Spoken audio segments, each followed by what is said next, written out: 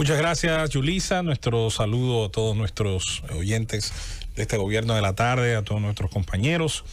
La noticia del toque de queda, hay que decir que va a tener un impacto, decía el presidente ahí de la Asociación de Comerciantes de la Avenida El Conde y otras personas más de otros colectivos, porque ya hace que los negocios que anteriormente trabajaban a 2 tandas vuelvan a necesitar una segunda cantidad de empleados, un segundo turno de empleos.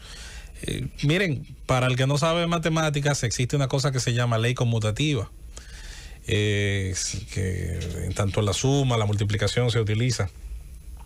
Si usted está asumiendo que aumentar esas horas permite recuperar empleos, es porque está claramente asumido que esos empleos se perdieron, ¿verdad? Siempre recomiendo a mucha gente que se negaba a ver la otra cara de la moneda y la incidencia que tiene lo económico en lo humano, a que se dé una vueltecita por las plazas no necesariamente del centro del distrito, sino las plazas comerciales, las tipo U, aquellas que tienen negocios pequeños, muchas de ellas en la zona oriental, muchas de ellas en algunos incluso sectores de trabajadores. ¿Cómo están se vende y se alquila por doquier? Ese es el reto ahora, ese es el reto que tiene sin dudas el gobierno de Luis Abinader, que tiene el Ministerio de Industria, Comercio y MIPYMES, que tiene, yo diría, todo el tinglado público y gran parte del privado, sobre todo en términos de la banca, al momento de tratar ahora de generar las condiciones para tratar de recuperar el máximo de eso que se perdió y que no va a ser fácil. No hay una varita mágica para devolver las condiciones que había antes de la pandemia, pero que ahora nos van a costar bastante y que han deprimido sin dudas el bolsillo y la calidad de vida de muchos dominicanos. Hay un intento ahí importante que debemos hacer, pero que sobre todo debemos aprender. Yo le compro, lo decía Esteban más temprano, y eso es algo que utilizamos muy temprano en la pandemia, aquello de que esta situación obligó a los gobiernos del mundo a improvisar, a ir sobre la marcha, a ir aprendiendo de sus errores, pero aquí nunca hubo una voluntad de aprender. Yo siempre siento que nosotros vamos como ese carrito que se le engancha a los autobuses, donde van las maletas. Nosotros siempre vamos a remolque.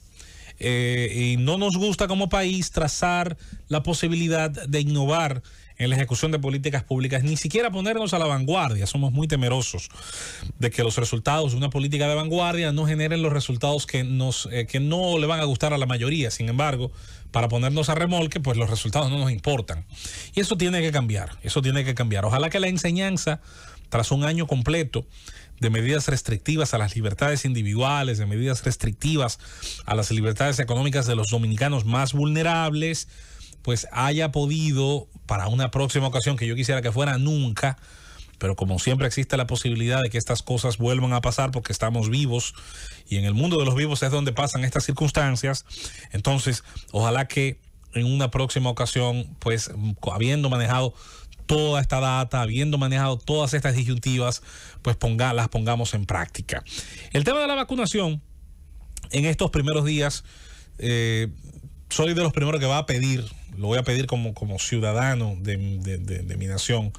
Yo creo que un poquito de flexibilidad y paciencia, yo sé que no es fácil, con las autoridades. Creo que ahí también se está, en principio, intentando hacer cosas que yo fui el primero aquí que dije, bueno, o de los primeros, no vamos a rogarnos tampoco eso, pero ya en enero estábamos diciendo que tenía que diseñarse.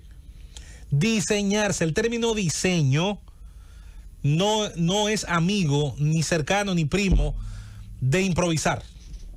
El diseño pasa por estudiar cómo algo lo podemos hacer mejor, más eficiente, y con qué contamos para hacerlo. Ese dibujo de los esquemas de la vacunación, de cómo utilizar la información oportuna, de cómo hacer el llamado, cuáles aspectos pueden digitalizarse, cuáles necesariamente tendrían que ser, así sea la parte inicial, análogos, y cuáles son las soluciones, señores, de corto plazo que se tienen para que cuando tengamos esas cantidades de vacunas que se anuncian, 1.100.000, tantas, esto, lo otro, entonces tengamos una salida rápida de todas esas enormes cantidades a través de un ejercicio de vacunación efectivo. Yo voy a pedir hoy a romper una lanza para entender que quizás estos primeros días hay muchos nervios, en estos primeros días hay todavía pues eslabones en la cadena que no están aclarados. Eso no es excusa, los servidores públicos, sobre todo los que toman decisiones, se les paga, supongo yo, ¿no?, para que anticipen estas situaciones. Pero vamos a pensar por un momento, insisto, en que siendo la primera vez en estas circunstancias, le vamos a brindar unos días, una semana, digamos, de margen. Ahora, no podemos dentro de 2 semanas, 3, qué sé yo, cuando se supone que deberíamos ese número del 1%, creo que mencionamos ahorita, de vacunados, irlo elevando de una manera rápida, paulatina, firme, hacer una línea ascendente en diagonal.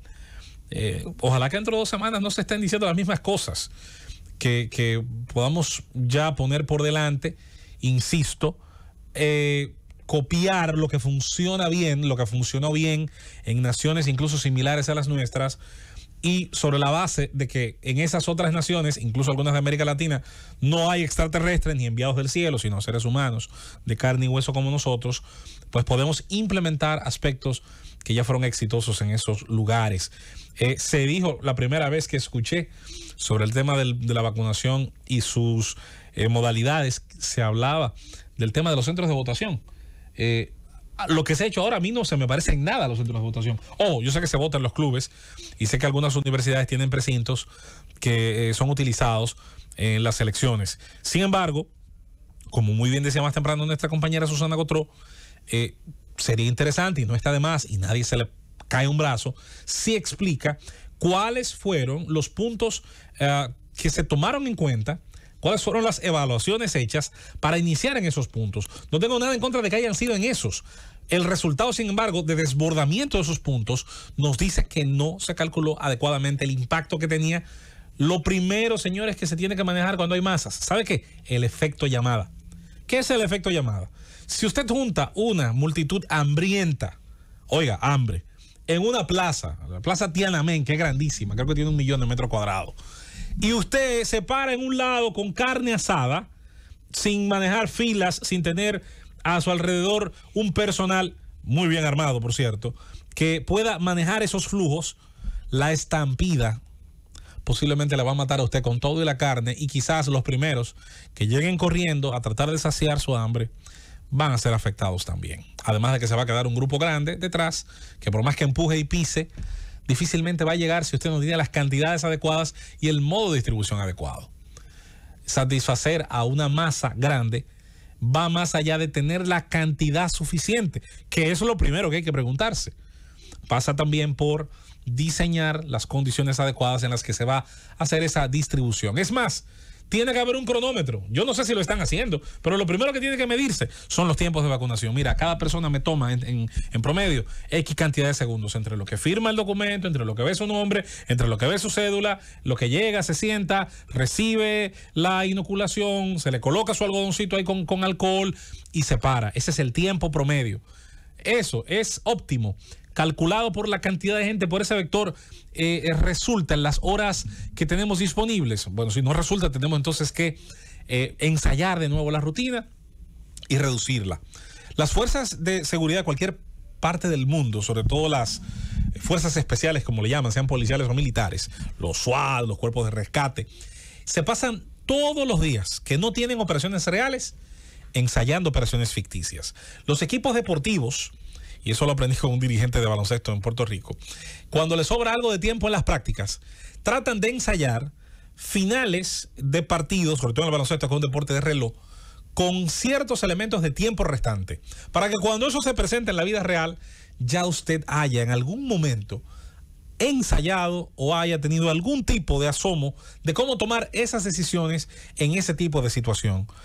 No sé si esos ensayos se hicieron, pero ya que estamos en esta parte del inicio de las vacunas, vamos a tomarlo como ese primer ensayo. Tal vez no debió ser, pero ojalá que dentro de un par de semanas, yo creo que es un margen bastante sensato, veamos un manejo mucho más eficiente de la información y de la implementación de la vacunación en nuestro país. Pausamos.